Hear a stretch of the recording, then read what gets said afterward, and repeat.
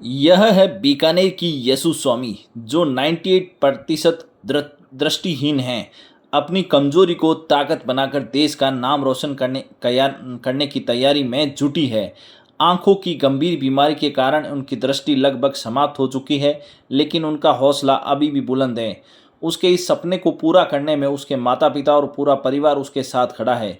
यसु ने करीब 2 साल पहले तैराकी की शुरुआत की थी। यसु के पिता सुरेंद्र स्वामी एक किराना की दुकान चलाते हैं, जिससे उनका घर चलता है। यसु के घर में उनके माता पिता, एक भाई और एक बहन भी है।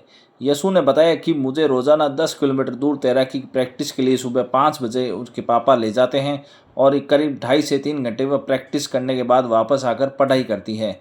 अभी वह एमएससी कर रही है और यह पढ़ाई सुनकर कर रही है।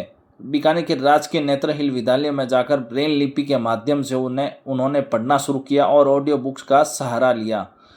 वे बताती है कि डॉक्टर ने बात करने पर उन्होंने कहा कि अभी इस बीमारी का कोई इलाज नहीं है, लेकिन भविष्य में इस पर रिसर्च चल रही है जिसका इलाज संभव हो सकता है।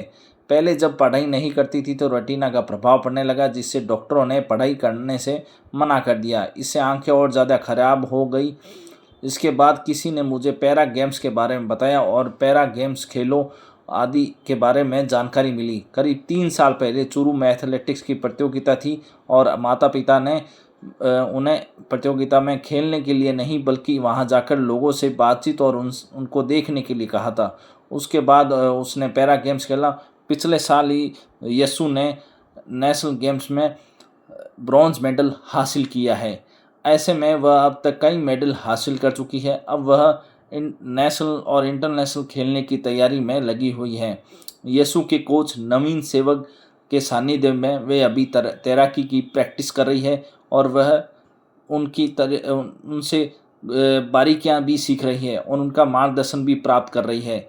ऐसे में वह 2 से ढाई घंटे तैराकी का अभ्यास कर रही है। माहरी छोरिया भी माँ छोरा सु कम कोनी है। यह कहानी बीकानेर की युवती यसु पर काफी सटीक बैठती है। सपने जहां आंखों से नहीं बल्कि दिल और दिमाग से देखे जाते हैं, वहीं बीकानेर की छोरी यसु स्वामी है जो दिमाग से देख रही और दिल से भी सपने ऐसा देखा है, जिन्होंने हाल ही में नेशनल तैराकी प्रतियोगिता में ब्रॉन्ज मेडल हासिल किया है। हमारे साथ बातचीत के लिए यसु स्वामी है जो अब तक कई प्रतियोगिताओं में मेडल हासिल कर चुकी है और वे अब आगे भविष्य में नेशनल और इंटरनेशनल लेवल पर भारत का नाम रोशन करने के लिए तैयारी भी कर रही है। हमारे साथ बातचीत करने के लिए तैयार है यसु स्वामी। यसु, बताएं आप अब तक कौन कौन सी प्रतियोगिताएं खेल चुकी है? अभी तक मैं इंटर कॉलेज, स्टेट और नेशनल गेम्स खेल चुकी हूँ, जहाँ पे इंटर कॉलेज में मेरे एक गोल्ड और एक सिल्वर मेडल लगा था और स्टेट में 2 गोल्ड लगे थे और अभी जब मैं नेशनल खेल के आई तब मेरे एक ब्रॉन्ज मेडल लगा था।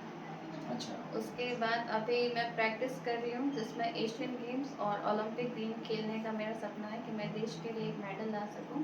तो उसके लिए अभी मैं पूरी तैयारी कर रही हूँ और 2026 में जैसे नेशनल गेम्स होंगे और एशियन गेम्स होंगे तो उसमें अपना बेस्ट देना है।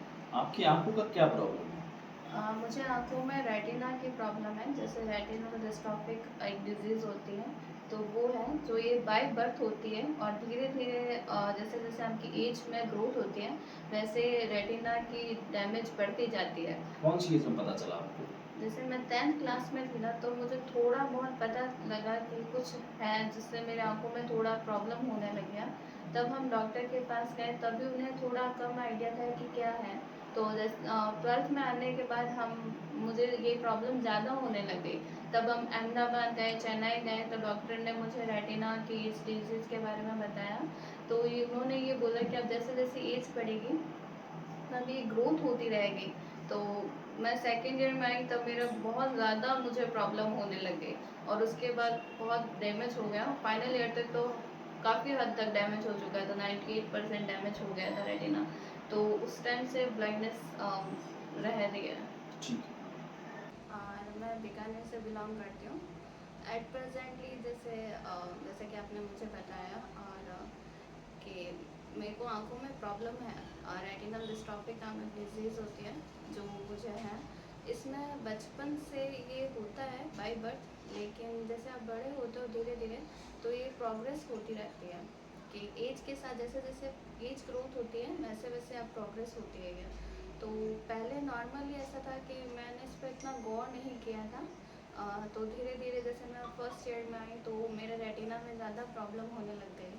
तो उस टाइम हमने हर हॉस्पिटलों में ट्राई किया, पर डॉक्टर ने बोला कि इसका कोई है नहीं इलाज, तो कोई फ़ायदा नहीं है इधर उधर जाने का।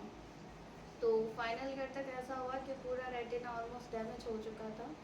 तो अभी एट प्रेजेंट ये पोजीशन है कि मैं 98% मेरा रेटिना पूरा डैमेज है। पहले मैं पढ़ाई करती थी, पढ़ाई करने का रीज़न ये था कि मेरे को कंपटीशन का एक करना था। तो उस टाइम मैं बहुत ज़्यादा पढ़ाई कर रही थी तो मेरा रेटिना ज़्यादा डैमेज हो गया। लेकिन एक पोजीशन पे आके पढ़ाई मना कर दी डॉक्टरों ने कि आपका इसकी वजह से ज़्यादा हो रहा है, तो मना कर दिया। फिर मेरे पास कोई ऑप्शन नहीं था कि अब क्या करूँ, क्योंकि बचपन से लेकर उस टाइम तक सिर्फ पढ़ाई की थी, कोई दूसरा ऑप्शन नहीं था। तो पहले तो होप और सब ख़त्म हो गई कि क्या करना है क्या नहीं करना। तो उस टाइम मुझे किसी ने पैरा गेम्स के बारे में बताया था कि ऐसी कोई चीज़ होती है कि आप पैरा गेम्स खेलो, वहाँ पर आप बहुत अच्छा कर सकते हो। उस टाइम मैंने ऐसा नहीं सोचा था कि पैरा गेम्स में जाऊँ या कुछ और। तो मुझे जितना याद है 2-3 साल पहले चूरू में एथलेटिक्स के गेम हुए थे पैरा के। तो मेरा चूरू में जाना इतना नहीं था, लेकिन मम्मी पापा ने बोला कि तू जाके खेलना मत और ना रनिंग करना, बस वहाँ जाके देख के आ कि तेरे से भी बुरी हालत में बच्चे हैं और वो लोग खेलते हैं, तो तू क्यों नहीं खेल सकती। तो फिर मैं चूरू सिर्फ ये चेक करने गई थी कि मान लो सिर्फ मेरा ऐसा था कि मुझे पता चले कि पोजीशन क्या है। और वहाँ जाके मैं इतने लोगों से मिली कि उन लोगों से मिलके बात करके मुझे ऐसा लगा कि ये लोग कर सकते तो मैं क्यों नहीं कर सकती। तो उनकी तो बहुत लाइक किसी के हाथों में प्रॉब्लम है, किसी के पैरों में प्रॉब्लम है, मैं तो यूजुअली आइस के कारण था, तो मैं तो क्यों नहीं कर सकती। तो पैरा एथलेटिक गेम्स के बाद मैं जब वापस बीकानेर आई तो मुझे ऐसा लगा हाँ मैं गेम खेल सकते हो। तो पहले मैं एथलेटिक्स खेल रही थी, लेकिन बहुत सारे कोचेस और जो प्लेयर्स था उनसे मिलने के बाद उन्होंने मुझे स्विमिंग सजेस्ट किया और मैं स्विमिंग में गई। और स्विमिंग वैसा गेम था जो मेरे लिए बहुत ज़्यादा अच्छा था। जैसे एथलेटिक्स में जैसे हम लोगों को एक स्ट्राइबर चाहिए होता है साथ में, स्क्वाड के लिए करते हैं।